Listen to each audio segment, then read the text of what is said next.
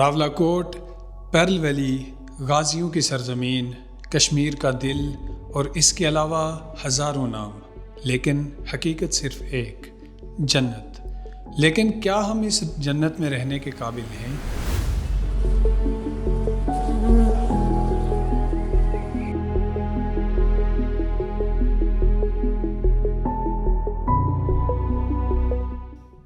آپ دیکھ رہے ہیں کشمیر ون میڈیا، اور آج کی ویڈیو میں ہم کچھ سوال پوچھیں گے۔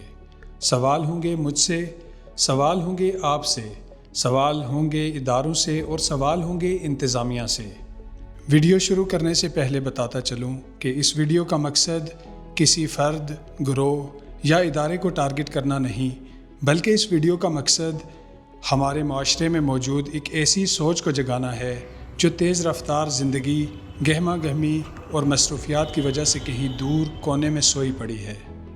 راولاکوٹ سے تعلق رکھنے والے لوگ جب عمر کا ایک بڑا حصہ بیرون ملک گزارنے کے بعد واپس آتے ہیں تو وہ آنکھیں جو بند ہوتے ہی راولاکوٹ کی ایک ایسی دلکش، خوبصورت اور دل کو محظوظ کرنے والی تصویر پیش کرتی تھی، وہ راولاکوٹ داخل ہونے سے پہلے ہی حیران رہ جاتی ہیں جب وہ راولاکوٹ انٹری پوائنٹ سے پہلے کچرے کا ایک بڑا پہاڑ دیکھتی ہیں جو وہاں اس لیے موجود ہے کہ پچھلے کئی سالوں سے راولاکوٹ کا کچرا جمع کیا جاتا ہے اور اس جگہ پر پھینک دیا جاتا ہے، اور اس کچرے کا احساس ان کو ان کی ناک پہلے ہی دلا چکی ہوتی ہے۔ Well, I'll be honest with you, Papa. I can't handle this, so I'm gonna go sit in the car.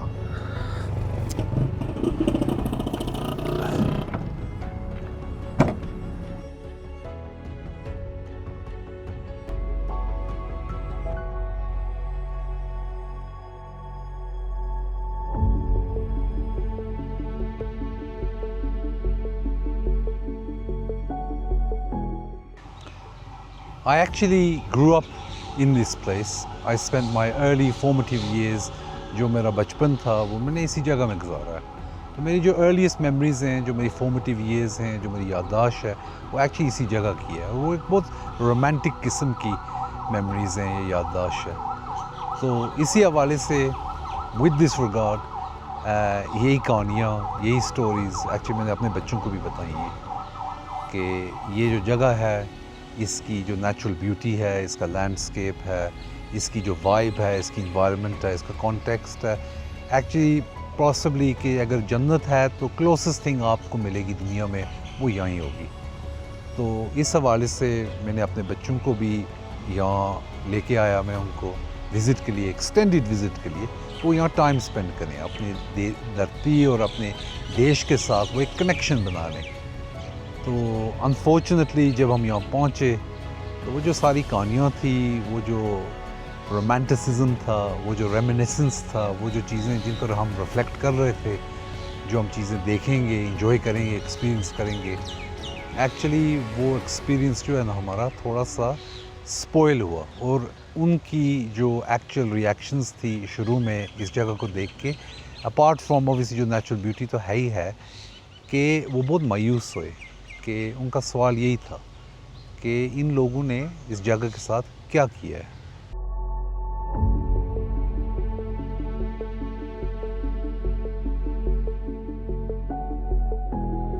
یہ مناظر راولاکوٹ میں موجود ایک اسکول کے قریب گزرنے والے نالے کے ہیں، جہاں پانی سے زیادہ کچرا موجود ہے۔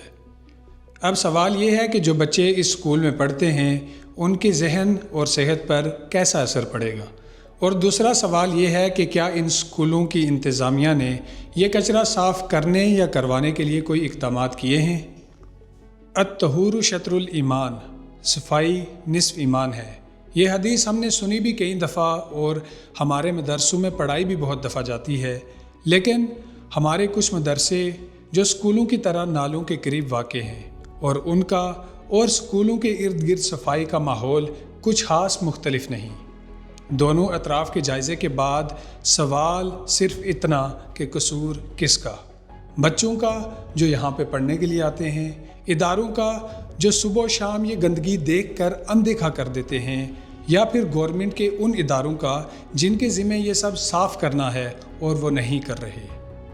اسکولوں میں پڑھنے کے بعد جب بچے کھیلنے کے لیے پلے گراؤنڈز میں جاتے ہیں تو ان گراؤنڈز کے حالات بھی کچھ مختلف نہیں۔ جب پلے گراؤنڈ کی ایک جانب کچرے کا ایک ڈھیر ہے اور دوسری جانب سے گزرنے والا پانی کا نالا بھی کچرے سے بھرا ہوا ہے تو سوال یہ کہ بچے یہاں سے توانا ہو کر گھروں کو جائیں گے یا بیمار؟ اگر توانا تو خوش قسمتی اور بیمار تو ہسپتال۔ ہسپتال سے یاد آیا یہ مناظر راولاکوٹ میں موجود ایک ہسپتال کے ہیں جہاں اگلے دنوں استعمال کرنے کے بعد ویسٹ کو کوڑے دان کے بجائے بالکنی میں پھینکا ہوا تھا۔ اب سوال یہ کہ اس میں قصور کس کا؟ اس صفائی والے کا جس نے اس ویسٹ کو اپنی جگہ نہیں رکھا، یا ہسپتال کی انتظامیہ کا جس نے اس صفائی والے پر نظر نہیں رکھی؟ اب آپ دیکھیں گے کہ یہ جس اسپاٹ پر ہم اس وقت کھڑے ہیں یہ ٹپیکل لوکیشن ہے جو بیسک کیریکٹرائز کرتی ہے اس ویلی کو۔ یہاں ایک ندی ہے، بیوٹیفل اسٹریم، ارد گرد گرینری ہے، ہمارے درخت ہیں، جیسا لگتا ہے ایک نیچرل باغ ہے۔ تو جو مجھے یاد ہے اپنے یوتھ سے وہ یہ تھا کہ انہی اسٹریمز میں، ندیوں میں ہم نہاتے تھے، ہم تیرتے تھے، ہم کھیلتے تھے، کودتے تھے، ہماری جو مائیں تھیں وہ یہاں کپڑے دھوتی تھی۔ تو یہ ریئلی ایک زبردست قسم کی جیسے میموری ہے، بیکاز وہ جو ایکسپیرینس تھا وہ جب میں اس کے بارے میں سوچتا ہوں وہ ریئلی ایک آئیڈیلزم کریٹ کرتا ہے دماغ میں، کہ اگین وہی بات جنت کی کہ یہ جیسے ایک چھوٹا سا ٹکڑا تھا جنت کا جو ہمیں موقع دیتا تھا کہ ہم اپنے آپ کو بھول جائیں۔ تو اب یہ صورتحال ہے کہ اب یہاں سے گزرتے ہوئے میں ریئلی ہیزیٹیٹ کر رہا ہوں۔ ایون یہاں کھڑے ہوتے ہوئے آپ تصور نہیں کر سکتے کہ یہاں بدبو کیا ہے۔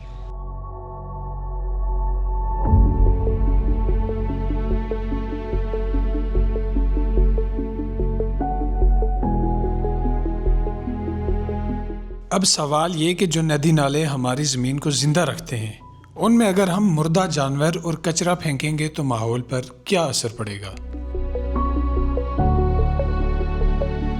راولاکوٹ ریجن کے اندر اگر ہم دیکھیں تو جگہ جگہ جب آج کل بارشوں کا موسم ہے، آپ باہر نکلیں آپ دیکھیے گا کہ جو بھی واٹر باڈیز ہیں، جو بھی نالے وغیرہ ہیں، کیچمنٹ ایریاز ہیں، وہاں پہ بارش کے بعد جب پانی اترتا ہے تو آپ کو رنگ برنگے شاپنگ بیگ اور کچرا ہر جگہ پہ نظر آتا ہے۔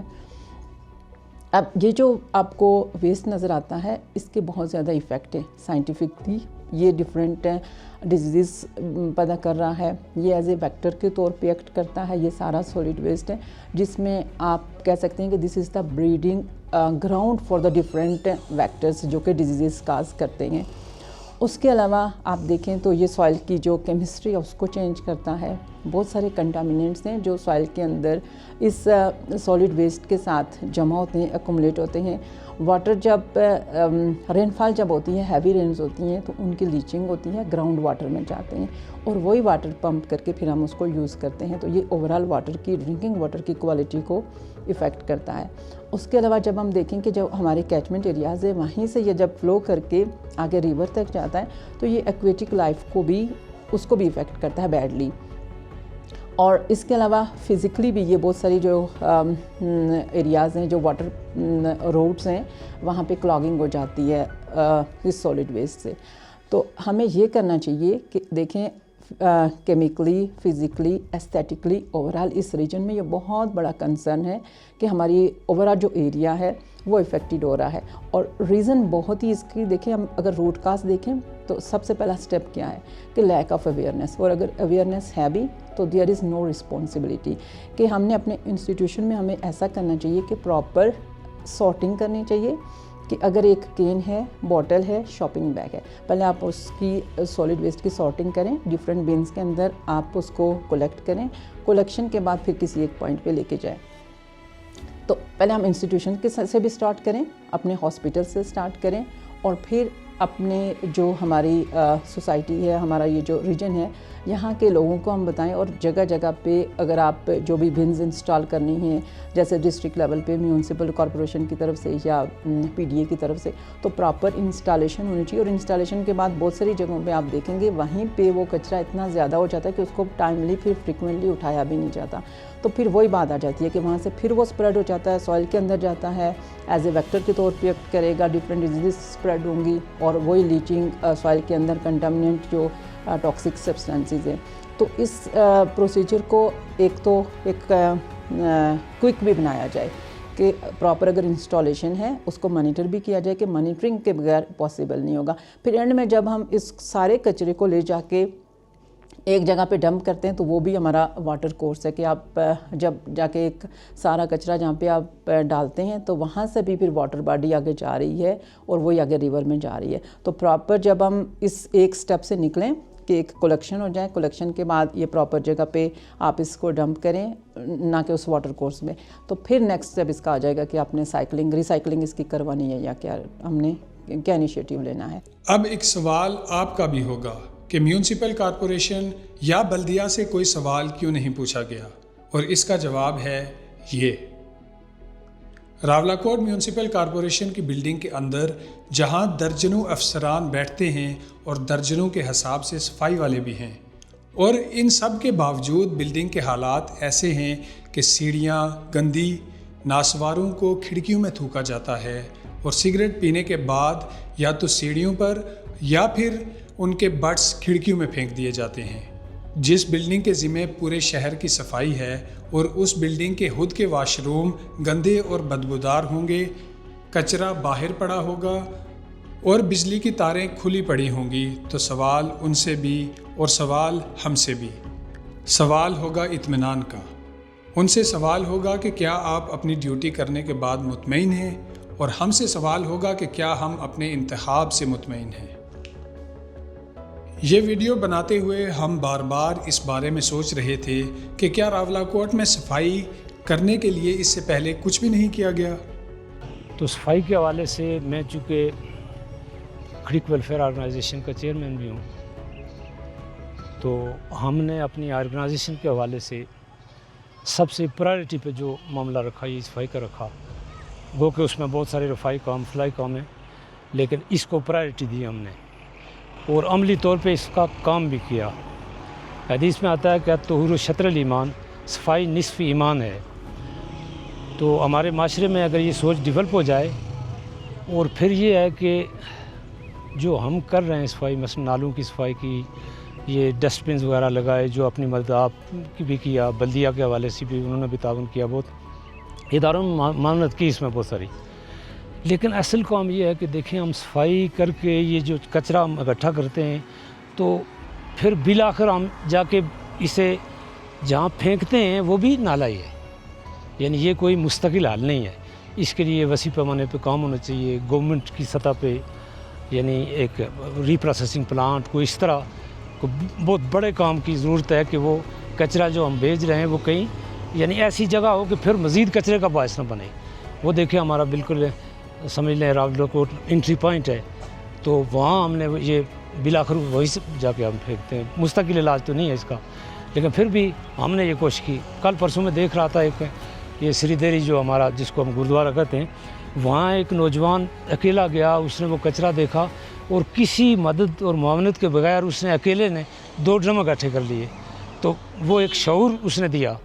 تو اس طرح اگر یعنی ہم معاشرے میں یعنی ایک سوچ پیدا کر دیں یہ صفائی کے حوالے سے, یعنی ہم دیکھتے ہیں تو بہت افسوس ہوتا ہے بعض اوقات کہ مثلا گاڑی میں آدمی سگریٹ پیتا ہوتا ہے, گاڑی سے باہر پھینک لیتا ہے, کوئی بچے اس کے ساتھ ہیں وہ کھاتے ہیں ریپرز وغیرہ وہ باہر پھینک دیتے ہیں. یعنی یہ شعور ڈیولپ کرنے کی, یہ صرف یہی نہیں کہ وہ ادارے مثلا ہماری مساجد ہیں تو وہاں یہ ایک باقاعدہ پروگرام ہونا چاہیے ہفتے میں, ظاہر جمعہ کا ان کے پاس ایک موقع ہے, وہاں وہ صفائی کے حوالے سے بات کریں. ہر معاشرے میں, اسکولوں میں, اداروں میں جو ادارے ہیں ان میں یہ بات ہونی چاہیے. اور ہم الحمدللہ ہم نے کام کیا. پھر میں ایک اور آپ کو بات بتاؤں کہ ہم نے یہ پوری آرگنائزیشن 9 ذیلی تنظیمات پہ یہ مشتمل ہے, اور ہم نے اپنے کھڑک کو 9 حصوں میں تقسیم کیا, اور 9 باڈیز مستقل باڈیز ہیں. तो हमने एक वार्ड को देरा पिया तक हमने मिसाल बनाने की कोशिश की। वहाँ हमने ग्रीन ड्रीम एक प्रोग्राम प्रोजेक्ट लॉन्च किया हमने। फिर हमने डस्टबिन जो है 3 हर घर को प्रोवाइड की हुई हैं और उस पर बाकायदा लिखा हुआ है, स्टिकर्स हैं कि इसमें आपने रिसाइकलिंग का सामान रखना है, इसमें फ़लाँ रखना है, इसमें फ़लाँ रखना है। फिर उसके लिए हमारा एक रिक्शा है, वो रिक्शा ड्राइवर रखा हुआ है, वो बाकायदा उसने दिन रखे हुए हैं, हफ्ते में 4 दिन वो जाता है हर घर में, वो बाहर छोड़ देते हैं, कचरा लेता है वापस उधर, लेकिन फिर बिल आखिर क्या करता है, फेंकता जाके वहीं है जहाँ हमें फेंकना नहीं चाहिए। तो ये असल में गवर्नमेंट की सतह पे एक यानी अवेयरनेस तो ये हमारे हवाले से है, लेकिन बहुत बड़ा प्रोजेक्ट एक होना चाहिए कि ये हो। एक और सवाल कि इसका ज़िम्मेदार कौन, कहाँ से वो लोग आएंगे जिनका इंतखाब भी सही होगा और जो ड्यूटी करने के बाद मुतमईन भी होंगे। हाँ, हम बात कर रहे हैं शहर में मौजूद वाहिद यूनिवर्सिटी की। यूनिवर्सिटी के अंदर के हालात भी देख लें। ये हालात या मुनाजिर उस जगह के हैं जहाँ हमारे नौजवान अपनी हायर एजुकेशन के लिए जाते हैं, जहाँ देखा जा सकता है कि कचरा वैसे ही पड़ा हुआ है जैसे यूनिवर्सिटी से बाहर, और ये कचरा हमारे नौजवानों के लिए बीमारियों का सबब बनता है। अब सवाल ये है कि क्या स्टूडेंट्स ने इस कचरे की सफाई करने या करवाने के लिए कोई काविश की, और क्या यूनिवर्सिटी ने कोई इक़दामात किए कि इस बढ़ती हुई गंदगी को रोका जाए, और क्या यूनिवर्सिटी अपने स्टूडेंट्स को ये बेसिक रिस्पॉन्सिबिलिटी सिखाने में नाकाम रही। तो अब हम आपकी तरफ आ रहे हैं, इंतज़ामियत की तरफ, अवाम की तरफ, ये सवाल पूछने के लिए कि इसका हल क्या होगा।